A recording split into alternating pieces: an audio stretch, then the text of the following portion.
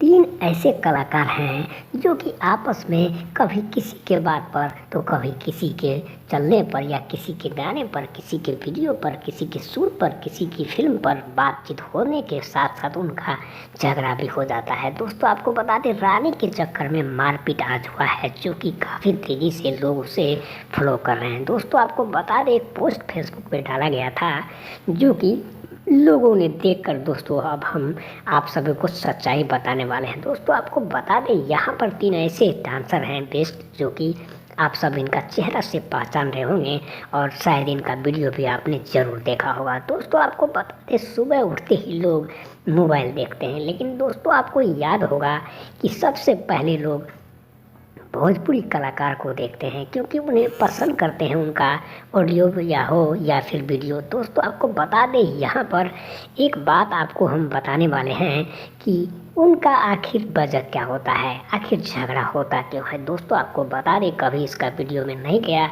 तो उससे मारपीट हो जाती है या फिर कई बार इनके साथ नहीं गए तो उनके साथ लफड़ा हो जाता है। दोस्तों ये ज़िंदगी का दस्तूर है और कहीं न कुछ बात होता रहता है जो कि आप अभी देख रहे हैं। दोस्तों बता दें, मुरली फिल्म्स भोजपुरी चैनल पर अगर आप लोग नए हैं तो लाल बटन के दबाकर सब्सक्राइब कर दीजिए। दोस्तों आपको बता दें, सबसे लेटेस्ट वीडियो हम आपको दिखाते रहते हैं। दोस्तों बता दें, यहाँ पर कई ऐसे बात हैं जो हम आपको आगे बताने वाले हैं, तो वीडियो पर पूरा बने रहिए। दोस्तों आपको बता दें, यहाँ पर जैनी यानी कि जैनी जो कि काफ़ी नाम चर्चा है और आपको बता दें कि उनका अभी मिठू मार्शल से भी चक्कर चल रहा था। इसके बाद अवधेश प्रेमी, फिर आया धनंजय, फिर आया रानी के चक्कर में हुआ लफड़ा। दोस्तों यह बार बार बात को रिपीट करने से कुछ फ़ायदा नहीं है, लेकिन सच्चाई को हम अभी बता रहे हैं। दोस्तों सच्चाई जज से पता लगने से पहले दोस्तों आपको लाल बटन को, घंटे का बटन ज़रूर दबा दें।